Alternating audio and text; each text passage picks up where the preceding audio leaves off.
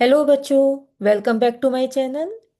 Today we are continuing our class 9th sample question paper. So this is our second sample question paper. So if you haven't watched the first sample paper, go check them out in my previous videos that are on my channel. Okay, or also you can select the playlist. Right now in this sample paper we are on question number 11. We have already completed question number 1 to question 10th of this sample paper. Okay, चलिए start करते हैं. In the adjoining figure, AB is equal to AC and AD is the median of triangle ABC. Then angle ADC is equal to, अब देखिए AB equal to AC है, ये वाली line AB equal to AC है and AD median है. Median क्या होता है? जैसे ये ट्राइंगल है मान लीजिए, इसका ये मीडियन है. मीडियन जहाँ पे भी लाई करता है, जहाँ पे भी पड़ता है, उस रे को ये दो इक्वल पार्ट्स में डिवाइड कर देता है. जैसे ए डी डिवाइड कर रहा है बी सी लाइन को B D equal to D C में, तो यहाँ पे B D equal to D C है. ठीक है. तो ऑल्सो क्योंकि ये एक इस आइसोसेलेस ट्राइंगल है, तो जो ए डी है वो एक परपेंडिकुलर बाइसेक्टर भी है.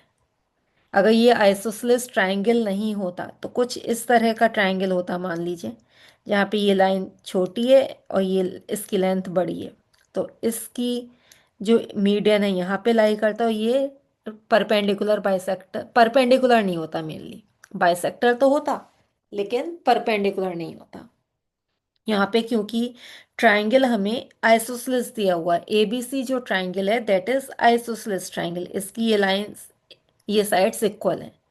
तो इसलिए जो मीडियन ए डी है that is the perpendicular bisector of B C. इसलिए जो ए डी सी होगा वो क्या होगा? परपेंडिकुलर बाइसेक्टर है तो वो 90 डिग्रीज का होगा. ठीक है. तो angle A D C is 90 degrees. चलिए नेक्स्ट क्वेश्चन करते हैं, question number 12. The length of the diagonals of a rhombus. अब रोम्बस कुछ इस तरह से बनता है. ठीक है. मान लीजिए A B C D rhombus है, इसके ये जो डायगोनल्स हैं, अब जो डायगोनल्स होते हैं रोम्बस के वो परपेंडिकुलर होते हैं. ठीक है, परपेंडिकुलर होते हैं और बाइसेक्ट करते हैं एक दूसरे को. मींस अगर ए सी 16 है तो मान लीजिए ये पॉइंट ओ है, तो ए ओ इक्वल टू ओ सी होगा, दैट इज 16 का हाफ 8 हो जाएगा. मीन्स ये 8 और ये भी 8. बी डी अगर 12 है तो B O equal to D O होगा, that is half of B D, that is 6. तो ये 6 हो गया, ये 6 हो गया. अब आपको निकालना है साइड ऑफ द रोम्बस. अब साइड कैसे निकालेंगे देखिए, अगर इस ट्राइंगल को लेते हैं तो ये एक राइट एंगल ट्राइंगल है ना. ये राइट एंगल ट्राइंगल है जिसमें आपको परपेंडिकुलर पता है और बेस भी पता है. आपको हाइपोटेन्यूज निकालना है. तो हाइपोटेन्यूज का square is equal to perpendicular का स्क्वायर 6 का स्क्वायर प्लस 8 का स्क्वायर, दैट इज 36 प्लस 64. तो ए डी कितना हो गया? Under root of 100. 36 plus 64 is 100, that is 10. तो 10 सेंटीमीटर क्या आ गया? रोम्बस की साइड आ गई, that is C is the correct option. तो रोम्बस क्योंकि सारी साइड्स रोम्बस की इक्वल होती हैं तो सारी साइड्स 10-10 सेंटीमीटर की हो गई. ठीक है. चलिए नेक्स्ट क्वेश्चन करते हैं, क्वेश्चन नंबर 13. अब क्वेश्चन 13 में आपको फिगर दे रखी है, आपको एक्स की वैल्यू निकालनी है. ठीक है. अब आप फिगर में देखिए, ये ओ है, ये वाला एंगल और जो ये वाला एंगल है वो क्या होंगे? जस्ट इसका आधा होगा. अगर ये 110 है जो सेंटर पे एंगल पड़ रहा है और जो सर्किल पे एंगल पड़ रहा है, तो सर्किल वाला जो एंगल होगा 110 से जस्ट आधा हो जाएगा. ठीक है. तो एंगल सी डी बी कितना हो गया? हाफ ऑफ एंगल COB का आधा। COB कितना है 110/2 दैट इज 55 डिग्रीज। तो ये 55 डिग्रीज हो गया। ठीक है, अब आप चेक करिए, ये AOB जो लाइन है वो एक डायमीटर है। ठीक है, या हाँ, AOB इज द डायमीटर, और ये जो एंगल बना रहा है that is angle in semi circle. तो हमारा जो एंगल हो जाएगा एंगल ADB, वो कितना हो जाएगा 90 डिग्रीज। क्यों? Angle in a semi circle is 90 degrees. वैसे भी आप चेक करिए, यहाँ से अगर यहाँ पे 180 का एंगल बन रहा है तो यहाँ पे कितने का बनेगा सर्किल पे? जस्ट आधा, that is 90 degrees. It means angle ADB 90 हो गया, और ADB है कितना, x + 55, ये 90 है। तो यहाँ से हमारे पास x की वैल्यू आ जाएगी 90 - 55 दैट इज 35 डिग्रीज। तो 35 is the correct option. 13th का आंसर क्या है? B part, 35 degrees. ओके, चलिए क्वेश्चन नंबर 14th करते हैं। The product of this is equal to, तो देखिए √2, सॉरी ³ रूट ऑफ 3 दे रखा है, 4th रूट ऑफ 2 दे रखा है, 12th रूट ऑफ 32 दे रखा है। तो इसको आप ऐसे लिख सकते हैं 2⁻1/3 इंटू 2⁻1/4 इंटू 32 को आप 2⁻5 लिख सकते हैं। ठीक है, और ये हो गया 2⁻5/12। अब क्योंकि ये सब मल्टीप्लिकेशन है, आप में आप क्या करेंगे, पावर को ऐड कर देंगे। 1/3 + 1/4 + 5/12, इन सब का जो LCM आएगा पावर्स का वो 12 आ जाएगा। तो 12, अब आप क्या करेंगे, 3 में 4 से मल्टीप्लाई करेंगे, इधर 3 से, और यहाँ पे तो 12 है ही। ठीक है, तभी तो 12 आएगा। तो यहाँ पे आ जाएगा 4 + 3 + 5, तो ये हो गया 2⁻12/12, दैट इज 2⁻1 और 2। So answer is B part, 2। ठीक है, क्वेश्चन नंबर 15 करते हैं। The distance between the graph of equations x = -3 and x = 2 is. अब आपके पास पहले तो ग्राफ ही बना लीजिए। -1 है, -2, -3, 1, 2, 3। x = -3 लाइन कौन सी हो गई, ये वाली line, this is x = -3। x = 2, ये वाली लाइन हो गई। इन दोनों के बीच का डिस्टेंस कितना है, इतना, दैट इज 1, 2, 3, 4, 5। तो कितने यूनिट्स का डिफरेंस है, डिस्टेंस है, डिस्टेंस इज 5 यूनिट्स। ठीक है, आप इसको डिस्टेंस फॉर्मूले से भी कर सकते हैं। कैसे, देखिए x = -3 को आप -3,0 लिख सकते हैं, एंड x = 2 को आप 2,0 लिख सकते हैं। ठीक है, ये मान लीजिए A पॉइंट है, ये B, इन दोनों के बीच का डिस्टेंस, डिस्टेंस फॉर्मूले से निकालेंगे। x2 - x1 का होल स्क्वायर, 2 - -3 दैट इज 2 + 3 का whole square, plus 0 - 0 that is 0। तो ये हो गया 5 का स्क्वायर, जो कि बाहर निकल के 5 आ गया। इससे भी आपकी 5 यूनिट्स आ गई आंसर। तो आप किसी भी तरह से निकाल सकते हैं। ओके, चलिए नेक्स्ट क्वेश्चन करते हैं। Question number 16। In triangle ABC, मान लीजिए कि ये ट्राइंगल है ABC and DEF,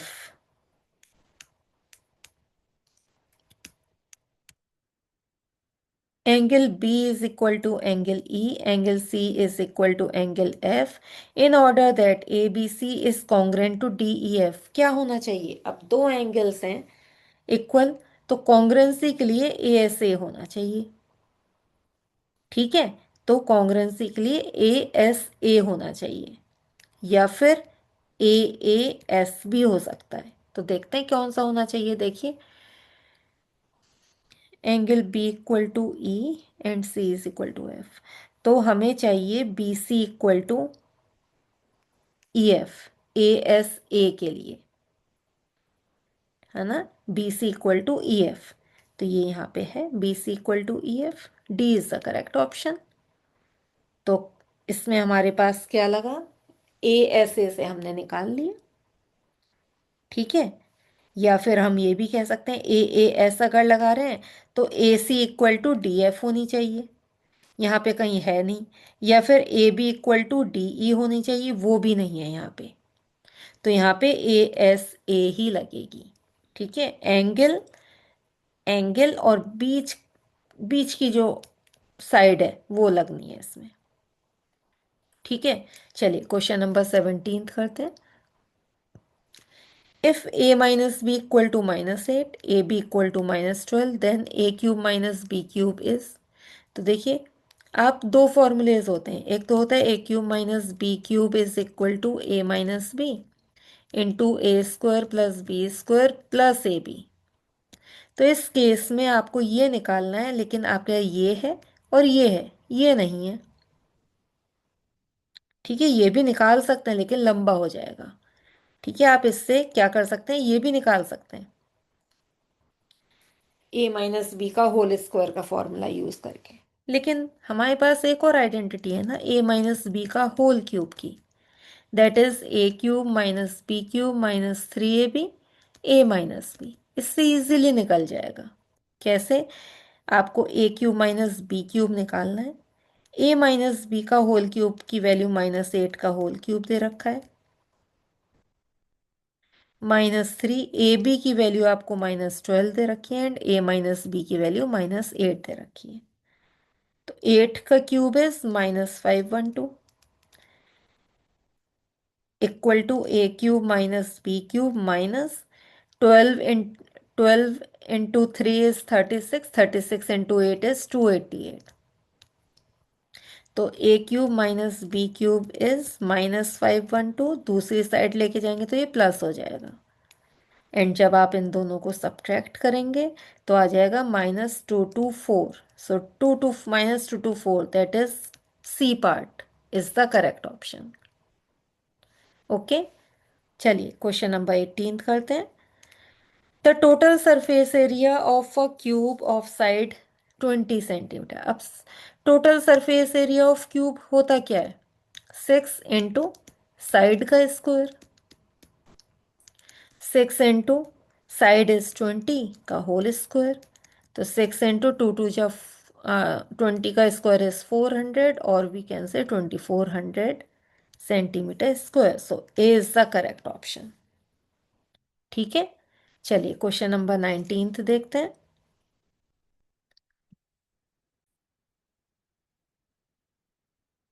the sides of a triangle are 3 4 5, its area is 6 centimetre square. तो सबसे पहले चेक करते हैं कि अगर ट्राइंगल की साइड 3 4 5 है तो उसका क्या एरिया 6 सेंटीमीटर स्क्वायर होता है। कैसे चेक करेंगे, हिरॉन्स फॉर्मूला यूज करके।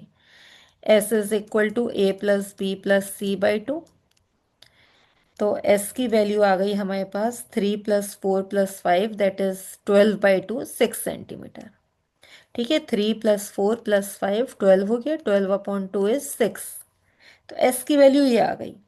अब area of triangle is given by under root of S, S minus A, S minus B, S minus सी।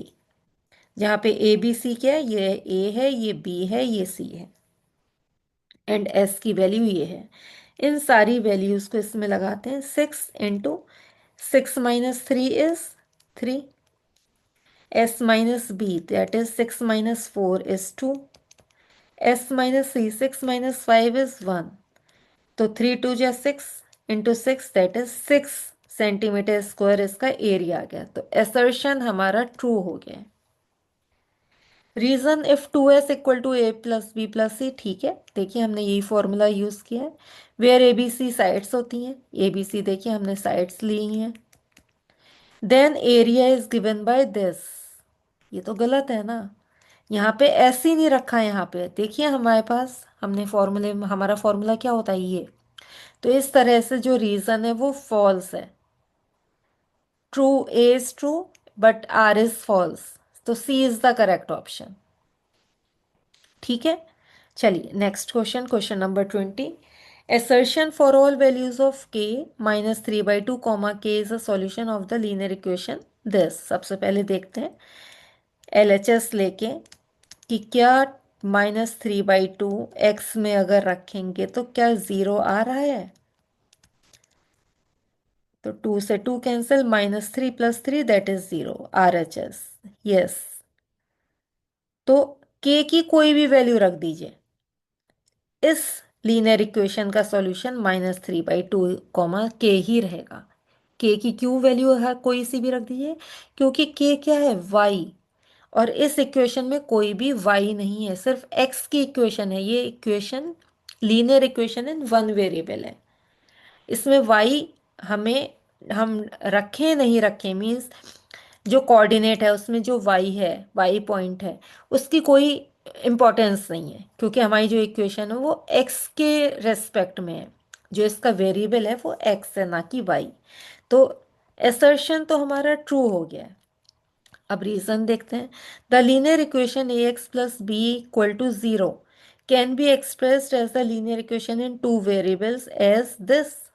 कैसे हम इसको रख सकते हैं, अगर यहाँ पे इसकी जगह ax + 0 × y + b = 0 लिखते, तब रीजन सही होता, तब ये दोनों इक्वेशंस सेम होती। अभी तो दोनों इक्वेशंस डिफरेंट हो गई हैं ना, यहाँ पे y रख दिया इन्होंने और यहाँ पे इस इक्वेशन में y है ही नहीं, तो दिस इज फॉल्स। जो रीजन है वो हमारा फॉल्स है, तो C is the correct option.